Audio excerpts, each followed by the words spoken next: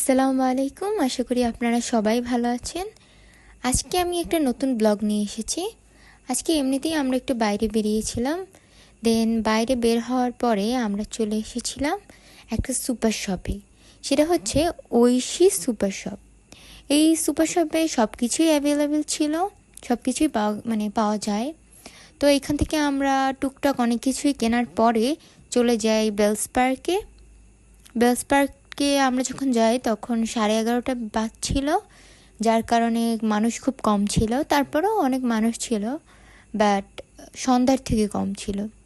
তার পাশেই ছিল রাহাত আনোয়ার হসপিটাল, একদম পাশেই অপোজিটে। এবং বেলস পার্ক থেকে একটু সামনের দিকে গেলেই তার একদম অপোজিটে ছিল শিল্পকলা।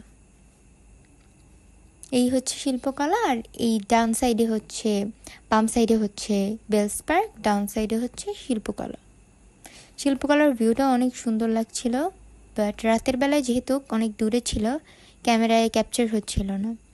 এরপরে আমরা বেলসের ভিতরে চলে যাই। বেলসের ভিতরেও অনেক সুন্দর ছিল, কারণ যেহেতু বৃষ্টি পড়ার কারণে গাছপালা অনেক সবুজ হয়ে গিয়েছিল। এরপর মানুষও খুব কম ছিল। বেলসের একদম উপর থেকেই হোটেল গ্র্যান্ড পার্কটা দেখা যাচ্ছিল, এবং এটার অন্য সাইডে ছিল একটা ক্যাফে। এই ক্যাফের রিভিউ আমি অনেক শুনেছি, বাট কখনো যাওয়া হয়নি। যদি যাওয়া হয় আপনাদের সাথে শেয়ার করব। এবং বেলসের অপোজিটেই ছিল পার্ক একটা বাচ্চাদের জন্য। তা আমি মোমো খাওয়ার জন্য চলে গিয়েছিলাম। একদম পার্কের অপোজিটেই একটা ফ্যামিলি ফুড কর্নার ছিল, সেখান থেকে আমি মোমো নিয়েছিলাম প্যাকেট করে। দেন মোমো খাওয়ার পরে আমরা একটু সময় থেকে একদম বাসায় চলে আসি।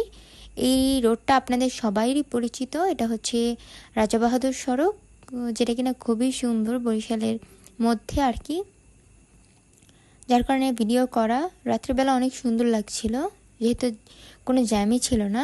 দেন আমরা বাসায় এসে পড়ি, এবং আমরা ঐশী সুপার শপ থেকে এই সকল জিনিসগুলো কিনেছিলাম, টুকটাক প্রয়োজনীয় সকল জিনিস।